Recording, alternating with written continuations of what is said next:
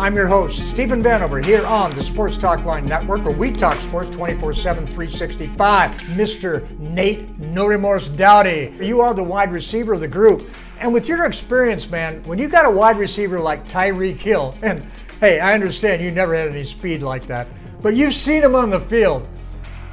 What can the Bucs do against this guy? Because really, honestly, can you cover a guy like that for 60 minutes? Well, they didn't earlier in the regular season. He went off for something like 13 catches, over 250 yards in their week, 12, let's call it, meeting. But they're going to have to double team him. There's no way around it. And an advantage they're going to have this game is Mitchell Schwartz, right tackle, is out this game. And they're going to also have Eric Fisher out, their starting left tackle, out this game. And what really got them to the Super Bowl was the pressure they were able to generate on Aaron Rodgers with Shaq Barrett and Jason Pierre-Paul. After him the entire game, I think both guys ended up with at least 2 or 3 sacks. That's going to be prime in this game. It's going to make they're going to make Patrick Mahomes throw shorter in the field, and they can't have their first read open like they would against their previously in the regular season against Tyreek Hill and Travis Kelce. Oh yeah, if Hill is a first read and he's open, it's over. I mean, that's just it. It's done. I mean, all right, Tom, New York Giants, which you are so familiar with, has had a fleet of speedy receivers that get open, and you've also had QBs that have the ability to throw deep. Again, that's a game killer in the Super Bowl, right? It absolutely is. I mean, and there's 2 ways to do it. That one would be pressure. I think the second way is going back to the Bill Parcells era, is controlling the ball and keeping Tyreek Hill off the field. And that's something you got to wonder if Tampa Bay recognizes this and realizes, okay, we got to do ball control. We got to do ground and pound a lot more than we usually would, instead of trying to rely on turnovers that they got in both the NFC Championship game and against the New Orleans Saints in the playoffs. Well, what do you think about that, Josh? Basically, are they going to line up and let Fournette go to town and say this is going to be, what's going to get us to the happy land? Or are they going to answer the question, what would the Dallas Cowboys look like in the Super Bowl as Brady gives up like 9 sacks? Well, thankfully, we're never going to see the Dallas Cowboys in the Super Bowl again. Hopefully, fingers crossed. But hey, who am I to throw shade? But I mean, I don't think that this game's going to be solidified by the running game. If you look at the last game that they had, both QBs were up over 345 yards. Brady had 345 yards. Mahomes had 462. Like, it was a big passing game. They basically, the defenses, they wanted to make sure that Leonard Fournette, Le'Veon Bell, they weren't hurting them. Ronald Jones wasn't doing anything. I think we're going to see a lot of that this game, and it's going to really come down to the quarterbacks, which is fantastic for us fans and people covering things, because we're going to see basically the GOAT versus the kid in an all-out slinging match for Super Bowl 55. Well, Tom McAllister, he segued beautifully into what you brought up in the green room. And you were saying this boils down, no matter how it turns out, there's going to be a winner and a loser. And one of them is going to be named Brady and one of them is going to be named Mahomes. Explain what you mean by that. Well, basically what I think is, a lot of people are declaring Tom Brady as the greatest of all time, the GOAT right now, because he could potentially win a Super Bowl title without Bill Belichick, the mastermind of multiple world championships up in New England. Now, I really think, though, if Patrick Mahomes wins this Super Bowl, he is on track to surpass Tom Brady as the greatest of all time. The reason for this, too, is it took Tom Brady a while to finally go out there and get that MVP trophy. Mahomes already got the MVP trophy. He could potentially have his second world championship trophy. And remember, Tom Brady, those 3 Super Bowl wins in New England, he was a game manager. He just wasn't, he came in, don't turn the ball over, pick up enough yards so that Adam Vinatieri can hit a game-winning field goal, which was the theme for his first 3 Super Bowl wins. While Mahomes, if he wins the Super Bowl again, it's on the strength of his arm. And Mahomes is still younger. He has a big-time contract. And who knows, if Kansas City wins, they got a legitimate shot at a three-peat, which no team in the NFL has done, and I think that would greatly improve Patrick Mahomes' case for being the greatest of all time. Well, what do you think about that, Nate? I mean, is that legit just because of the way that they play the game? Or does it boil down to where, like, hey, Brady's a lot like Aikman. He's going to make the people around him better, pass the ball around. Whereas Mahomes, he's Dan Marino. He's like, put the ball in my hands. I'm the man. I'm going deep. We're passing, and we're winning. So, I mean, is it a matter of just them doing it different ways, or is it because Mahomes puts it on his shoulders and his arm versus his mind, does that make him better? Yeah, I don't know, a lot has to go right for Patrick Mahomes in his career, continue to go right, I should say, for him to even be in the same conversation as Tom Brady. As far, if you're going to base it depends on what you're going to base the greatest of all time is. Because if you're going to go base that argument off of rings and accomplishments, it's got to be Tom Brady and no one else in the discussion. But LeBron James. What's that? LeBron James. Wrong sport. Oh, damn. Okay, never mind. Sorry, my bad. But, I mean, Patrick Mahomes is just completing his 4th year now. So, I mean, I think he's going to have to continue to have to be great. All right, Josh, I mean, you've sat there, you cover the Rams up close, so you know what a great quarterback doesn't look like, Jared Goff, and then you know what a great quarterback might look like because you got one coming in Stafford. So, what's your take on that? Well, I'll touch on that. You mentioned the MVP, and already, if you look at, I'm just gonna, you can spike it all you want. You just did. I'm used to that all year. Lamar Jackson, I mean, if you look at MVP, what has he done in the playoffs, right? As much as, I disagree with Tom's take on if Patrick Mahomes wins this year, he's, up in his place at the GOAT. I think he's got a long way to go. I mean, it's longevity. I mean, there's so many things that could happen. He's got the contract set, but there could be injuries. There could be turnover on roster for Kansas City. Yes, they're looking like a team that could go Super Bowl after Super Bowl and up against the Bills for many fun AFC Championship games with him and Josh Allen. But again, there's so many things that we don't know and we have to look forward to. But I mean, right now, yes, he's the best quarterback in the NFL, but he's not the GOAT. Tom Brady's the GOAT. And I mean, regardless of what happens in this Super Bowl, I think Tom Brady still will be the GOAT. For the foreseeable future, I got to agree with you. But I see the points Tom making because Brady himself, the last time they played, he went out, he searched Mahomes out. He definitely has an affinity for this guy. And he also has some axes to grind with QBs of his era. He doesn't want to pass the torch to somebody like Mahomes, is my thought. All right, Tom, I'm going to stick with you here because I think you're uniquely situated to field this next question. And it has to do with the Giants defense, which beat Brady how many times? 100%. That's the answer, 100%, okay? And that defense, is it looking Brady in the face again right now? And what's he going to do differently? Well, I think you do have giant connections in the Super Bowl. Jason Pierre-Paul is on the Tampa Bay Buccaneers this year, so Tom Brady doesn't have to see him in his nightmares. He sees him in his locker room. I really think, though, Steve Spagnola, defensive coordinator for the Kansas City Chiefs, he was the defensive coordinator for the New York Giants in that Super Bowl 42 win. So I think they have it where you need to have Brady move around in the pocket. The one thing I have seen lately, though, Brady is more prone to turn the ball over. So this is going to be something where, if you're Kansas City, you need to get enough stops. You don't need to stop them on every possession. You have to have faith in your offensive weapons. You got Mahomes, you got Tyreek Hill, you got Kelsey. You just need to get enough stops. If you even can hold Brady in the red zone to field goals, I think Kansas City defense would be doing their job. Yeah, touchdowns versus field goals. Nate, I'm going to go to you on this because you brought it up very early and we talked about it in the green room as well. Both offensive tackles for Tampa Bay are out. And I'm sorry, people aren't talking about that because what is the book on Brady? How do you stop Brady? There's only one way. you get in his grill. And wow, the team he's facing right now, they can do that, can't they?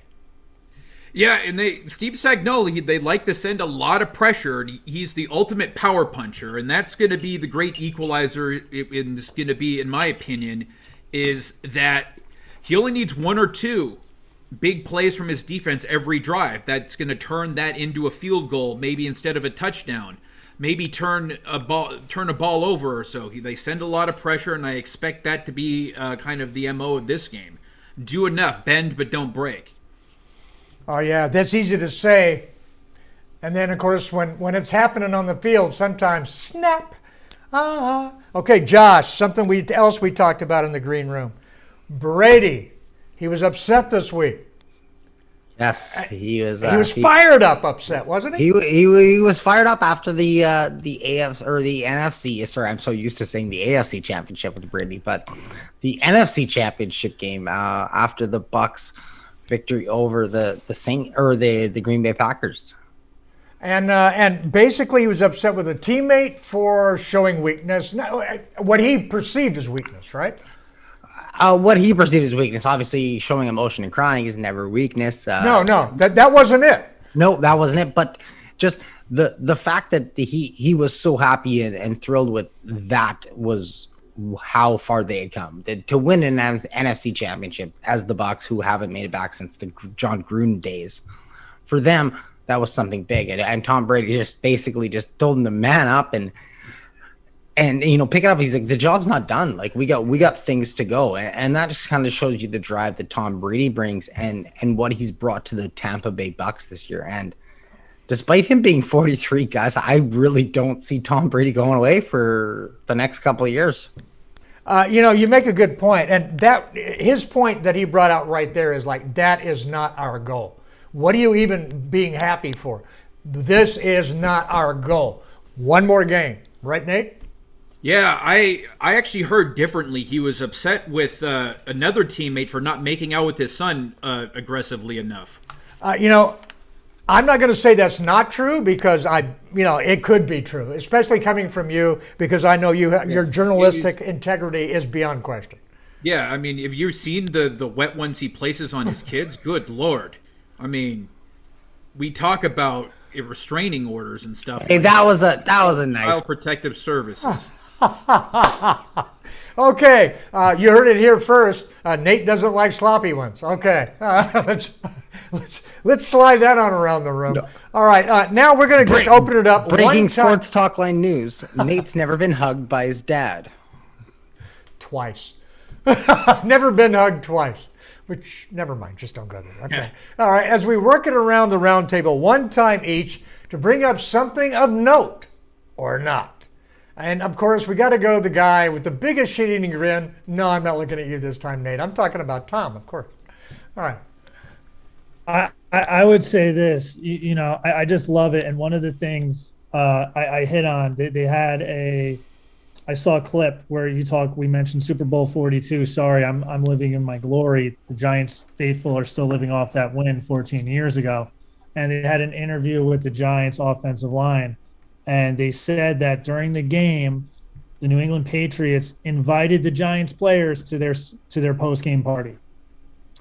I'm pretty sure that post-game party wasn't as much fun as the Giants post-game party. So I just got to wonder if the potential arrogance, because a lot of people perceive that Tom Brady came off as very arrogant leading up to that. They thought the Giants didn't have no chance. Could Tom Brady's arrogance be exploited by the Kansas City Chiefs? And I think that's something. If it took you this long to figure out Tom Brady was arrogant, I think you're in the wrong game. Okay? Yeah, he's arrogant. But, as everybody that has played him after, I don't know, ring number 3 has said, is it arrogance when you back it up? You got a point.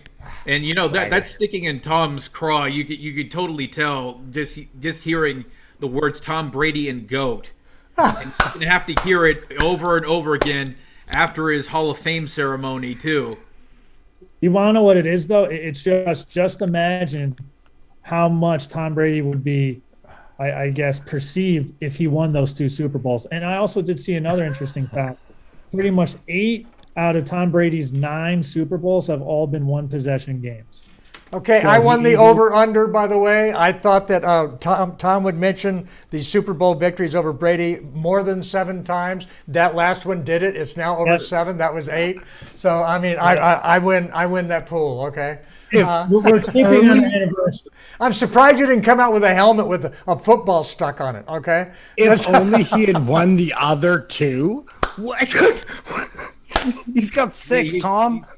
He's got 6 and he's played another 3. But he'll never, ever have those 2.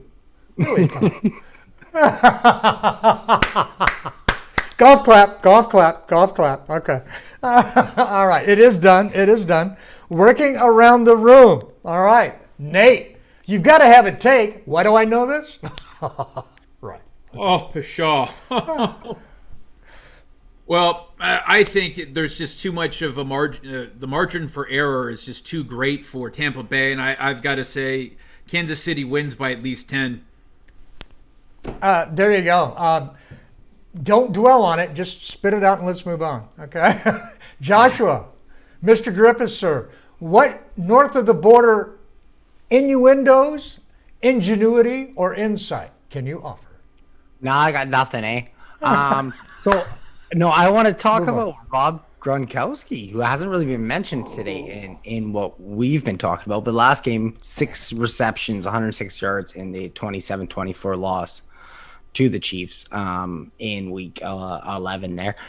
And I think that he's going to be a big factor. You know, Tom mentioned that Tampa's going to, or sorry, that the Kansas City's going to have to blitz. They're going to have to. And if not, you know, he's going to be open. They have so many weapons with Chris Godwin and Mike Evans and Antonio Brown. When he's on his game, I think that he could come to play, and he's a big game performer. He's done it before with Tom Brady. I mean, it's. Do we know if Brown's going to play? I don't think that's. I think it's listed as doubtful. His whole life, okay? Yeah, right. Well, apparently, half the Chiefs team is listed as doubtful after that haircut.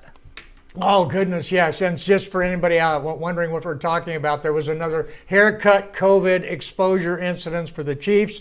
This is not their first one this year. Okay. All right. My quick take on this is Fournette's going to go wild, okay? And I think you nailed it there. That was on my list. I was going like, oh, you bastard, you took that from me. Because I think Mr. Tight End, everybody, he's kind of been hiding this year. But he got warmed up the last game. Him and Brady said, okay, we'll decide when to pull this out. They'd pulled it out last week. They're going to pull it out again this week. It's going to be awesome, but it's not going to overcome the 8 sacks that Brady's going to absorb. Bye-bye. Tampa Bay ain't winning it this year. Okay. There you go. Mr. Mahomes, keep it going. Tom has given you direction. As we work it around the room, we're going to sign off here. Mr. Tom McAllister, you can find him on Twitter at defends_com. That's DFENDS_com. Can't miss it. Follow him, not only for the Giants, but more importantly for Talk Big East real quick for me, my friend. Yes, we do a weekly episode with Battle for the Big East. We cover men's and women's basketball. Feel free to stop by, to like and subscribe, watch all the episodes. We got plenty more coming this season. Yeah, just landed Steve Lavin recently. That was a hell of an interview. And then also we have Mr. Joshua Griffith 0 on Twitter. Mr. Joshua Griffith 0. The reason he has the 0 is because after him, it don't matter. That's it. That's it right there. And you have the Unnamed Sports Show, and you bringing it all the time with some great guests. Yes, sir, I am. And actually, the 0 is because Joshua Griffith was actually just taken. I wish it was a better story than that. Dude, everybody was buying my story. Everybody was buying it. Nate, were you buying my story? Was it working? Yeah. You should have just left it alone. Should have just left it alone. We can edit that part out. But yes, the Unnamed Sports Show. Make sure to tune me. We have a great Super Bowl feature this week as big Kansas City Chiefs fan, Katie Camlin, the woman who actually scooped Adam Schefter for the Patrick Mahomes signing. That's right. That's right. Oh, man, that's awesome. Chat some Super Bowl and some beer as she works in a liquor store. That's where she was able to get the scoop. And it was actually just a really fun conversation. So I have lots of great guests in all sports. So we do some basketball, some football, some hockey up here in Canada, for us Canadians. And yeah, just make sure to tune into that. All right. At least you still call it hockey and not some other name like soccer or something like that. I don't know. Whatever. All right. And Nate, it's just you and me, man. All we do is we hang around. We hold down the fort. Sign us off, my man. Well, you're going to have to do one thing and one thing only, as Miss Meister Vanover has once said. You're going to listen like you play with intensity. Super Bowl 55. See you there. Comment below. See you after.